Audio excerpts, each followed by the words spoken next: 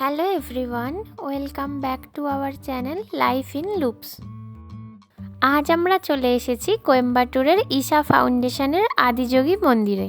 Private কারের সাথে সাথে যারা বাসে করে যেতে চাইছো তারা কোয়েম্বাটুরের গান্ধীপুরম থেকে বাস ধরতে পারো, ভেল্লিয়াঙ্গিরি হিল স্টেশন রুটের বাস, অথবা ডিরেক্ট আদিযোগী সেন্টারের বাস পাওয়া যায়।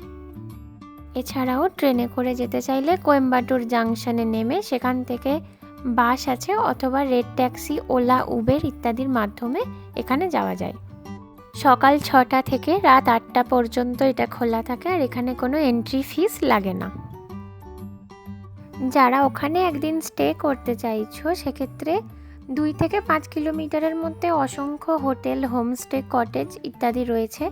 এছাড়াও ঈশা ফাউন্ডেশনের নিজেদেরও অতিথিশালা রয়েছে, তবে সেক্ষেত্রে আগে থেকে বুক করতে হয়।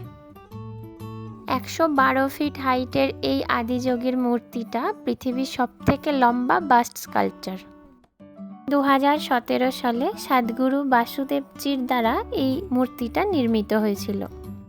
কথিত আছে মানুষ 112টি উপায়ে মুক্তি লাভ করতে পারে, সেই জন্যই এই মূর্তির উচ্চতা রাখা হয়েছে 112 ফিট।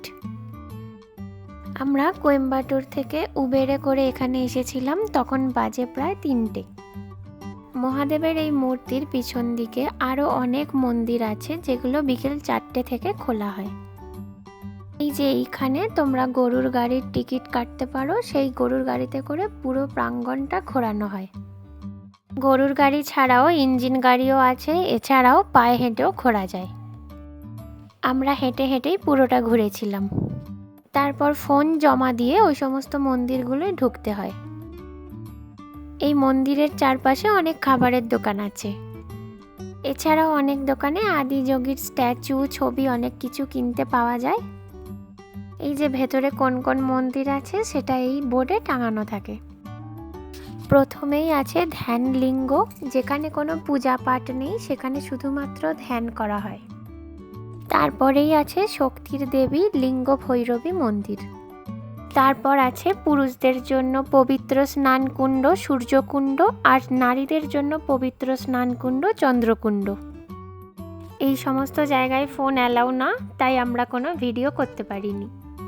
সাদগুরুর মতে আদিযোগী শিব হলেন প্রথম যোগগুরু। এই যোগী প্রথম মানব জাতিকে যোগের জ্ঞান দিয়েছিলেন। সাদগুরুর এই ভাবনাকে বাস্তবায়িত করতেই এই মূর্তি তৈরি করা হয়েছিল। এই মন্দিরের ভেতরে অনেক বসার জায়গা আছে, এছাড়াও লেডিস জেন্টস টয়লেট রয়েছে এবং অনেক খাবারের দোকান রয়েছে। এখানে সন্ধ্যে 7টা থেকে একটা লাইট শো হয়, সেটাই তোমাদের সাথে শেয়ার করব, তোমরা দেখো।